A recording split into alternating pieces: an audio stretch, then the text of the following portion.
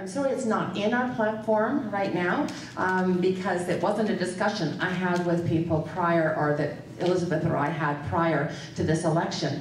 Am I willing to pursue this now, being better informed about it? Yes. The Green Party is absolutely about fairness. And what I understand from the need to change the threshold is that there is inequity across the country. In a place like the Lower Mainland, where you have the highest prices, I mean, not only just in the country, but the third highest in the world, this is a real disincentive, or it proves to be a disincentive in terms of the ability to purchase a new home.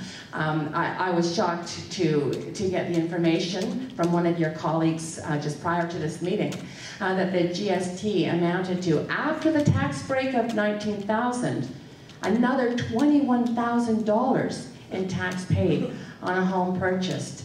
And that's not eligible for any kind of mortgage. So it's a huge crunch, especially for young new home buyers. So, yes, I'm willing to pursue this.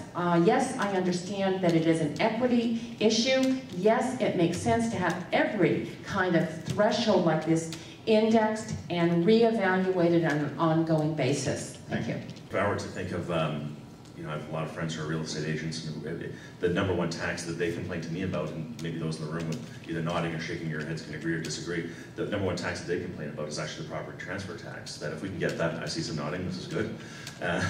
If that was a tax, I think that would be the principal focus of some kind of amendment to take into line the cost of people actually transferring property, maybe empty nesters who are downscaling, or people who are trying to buy into the market, and to lower that tax burden. That has more of an impact. On the issue of the GST and the number of folks who qualify for that rebate, I don't know that number, so I'm not on the spot to make possibly a very expensive commitment on behalf of the Government of Canada, but I'd be certainly glad to look into it and consider it, but I'm not in a position to make a commitment about what we may or may not do with GST eligibility for home purchases.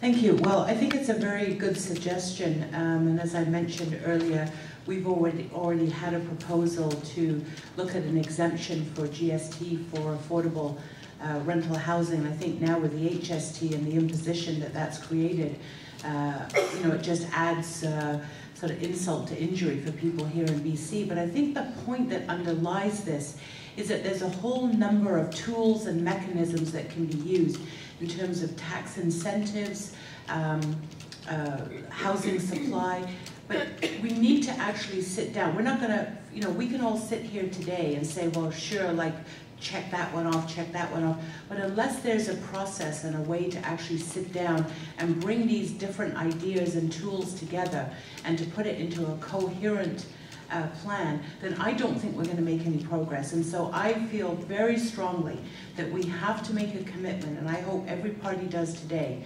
The Liberals and the Bloc in the House have supported the idea of a national housing strategy that would incorporate some of these ideas. It's not just about, a national social housing program.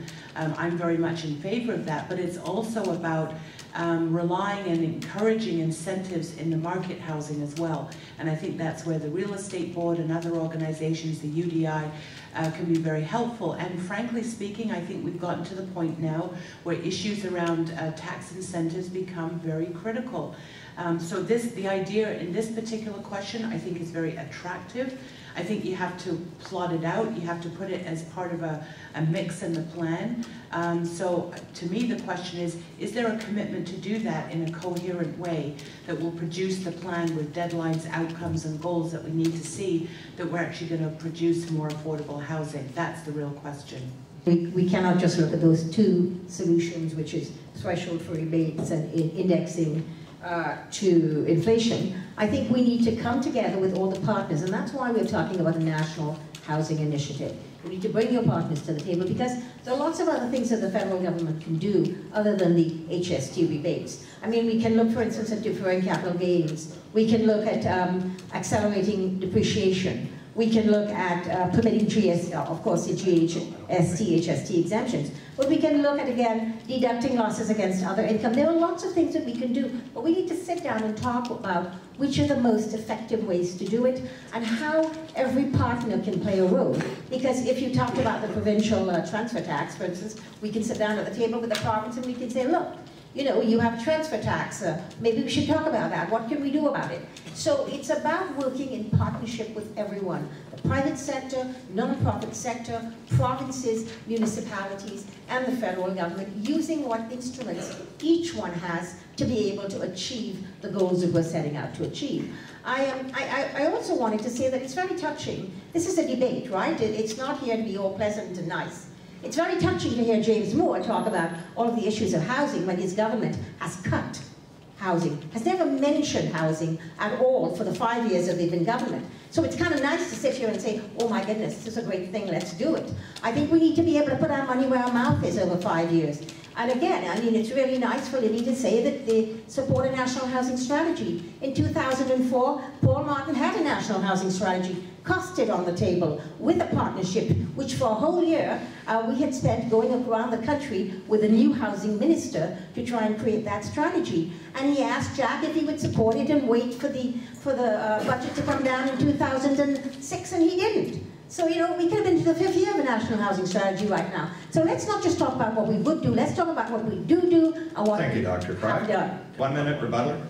Well, Eddie, look, the Liberals did such a great job of it in the 2004 budget that you were thrown from office in 2006 because you didn't deliver on what you promised.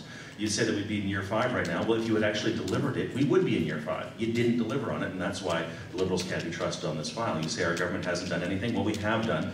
As a matter of fact, a great deal. In the Economic Action Plan, we provided $2 billion to repair and build new social housing, $1 billion towards repairs and upgrades of existing housing, $400 million for seniors housing, more money for persons with disabilities, $400 million for First Nations reserves, $200 million for the North, $2 billion for loans to municipalities for housing infrastructure, $1.9 billion for homelessness, the homeless partnering strategy with the province of British Columbia. And the reason why I know that this is good policy, Hetty, is because you voted for it. You voted for it, Hetty. If it was such an awful plan, why did you vote for it, A? And B, if it wasn't good enough, why didn't the Liberal Party offer one single amendment to our budget that you voted for with regard to housing? You know we've delivered, that's why you voted for it.